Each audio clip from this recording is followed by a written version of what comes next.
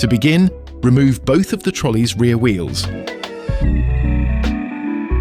Then take your thin-nose pliers or flathead screwdriver and remove the front wheel caps. With the Circlip pliers, remove the circlip around the axle.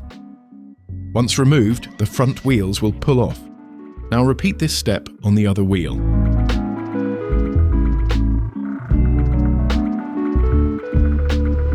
To begin reinstallation, take your new front wheel and slide it onto the axle. Then using the Circlip pliers, slide the circlip onto the axle. Finally, clip the wheel clasp onto the front wheel. Press the black tab on the rear wheel and slide it onto the rear axle and repeat on the other side.